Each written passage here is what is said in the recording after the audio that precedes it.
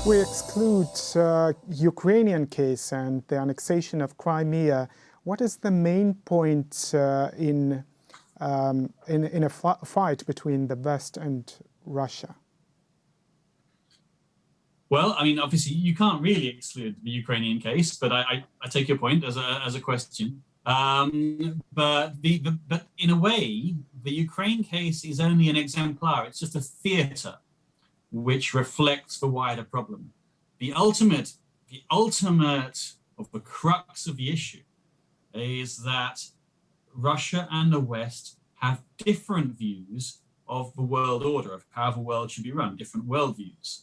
And as a result of that, that wouldn't matter if they didn't rub up against each other so much, if they didn't actually clash as far as these things are concerned.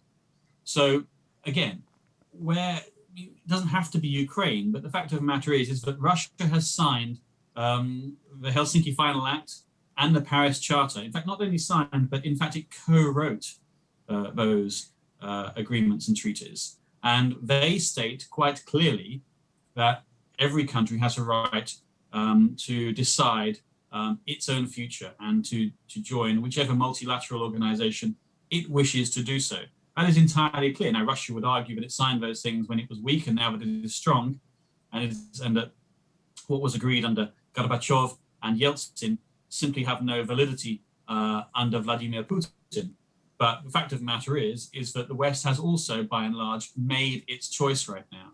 But it's not just about the post-Soviet space. It is really about sanctity of contract. It really is about democracy. It really is about the separation of powers between the executive and the legislature. It really is about human rights. It's not about one thing in particular. But unfortunately, really, there are very few areas that the two sides, if you like, agree on. It used to be the case that they'd sort of agree really only on outer space. But now that the Russians are leaving the International Space Station, effectively, then in fact, we can't even agree off-world, never mind on this planet.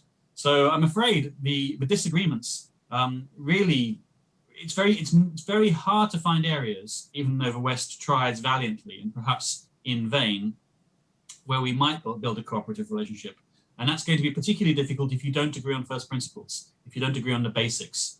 And since we don't do that, then anything else is going to be rather superficial. So sure, of course, you can do scientific, educational, technical exchanges. But again, that's pretty low-hanging fruit when you consider the much larger political problems.